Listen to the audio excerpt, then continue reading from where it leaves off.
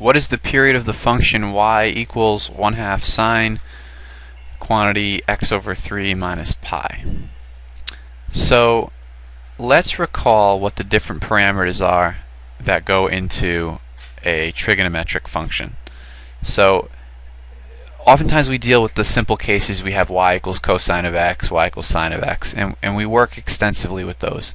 But in the most general case, we have 4 other parameters that we have to account for. And they each do something different to the graph, which you can graph in your calculator or you can sketch. And we won't get too into sketching to solve this problem, but I do want to at least mention what each of these parameters is. So we have some quantity a before the trig function. So we'll do sine in this case. So you'd have a sine, and then you have another constant b before x, so b times x, and then you have another constant being added or subtracted to that. We'll call that c. And then you have something added or subtracted at the end. We'll call that d. Let's talk about each of these in turn. A is the amplitude. So normally the sine goes from -1 to 1, as does the cosine.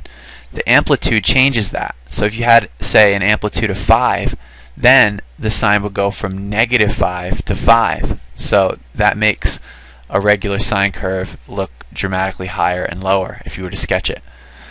B is said to be the frequency. The frequency is inversely related to the period. So just hang on to that for a sec, because we're going to actually use that to solve this problem. C is called the shift. It's a phase shift.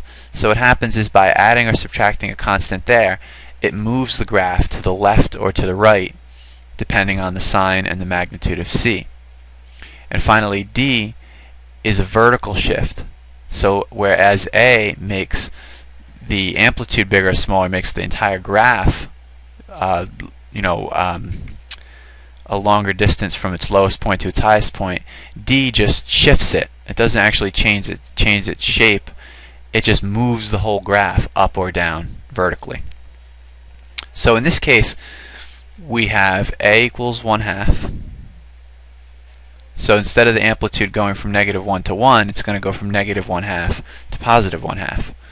We have B equals, what's the coefficient of x here? The coefficient of x is 1/3, right? If it's being divided by 3. We have C equals -pi, right? In my general example, I wrote plus because some constant's being added, but in this case, something's being subtracted, so that constant that's being added must be -pi.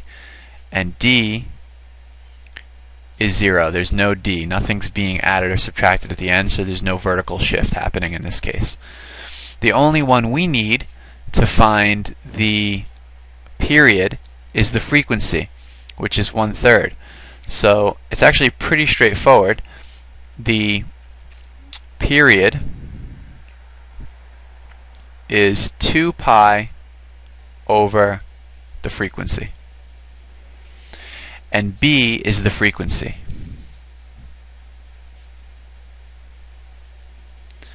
Frequency is B. So we can actually solve this pretty easily. It's just 2 pi over 1/3, which is 6 pi, and the best answer choice is 4. So you can stop there.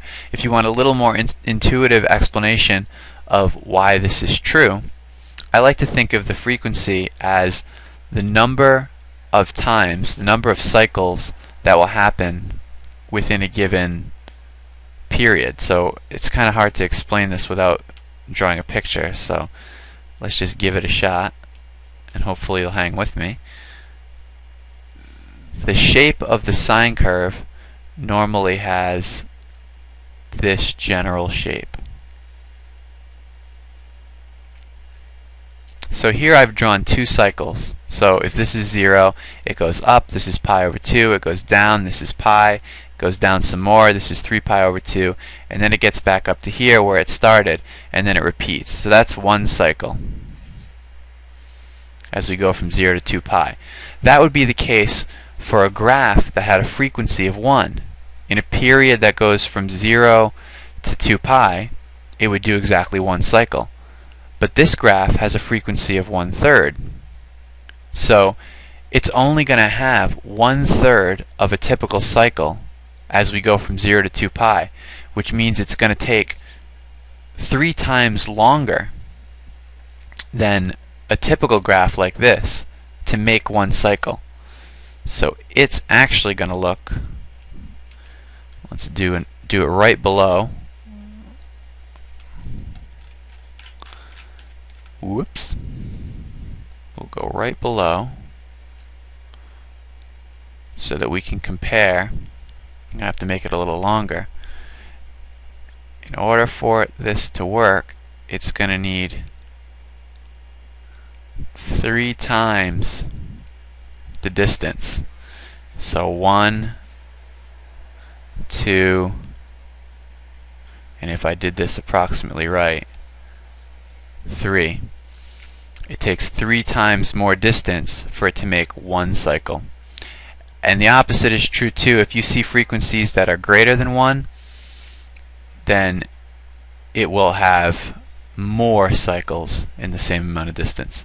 So hopefully that's a little more intuitive explanation, but at the very least you have the formula period is related to frequency with this relationship.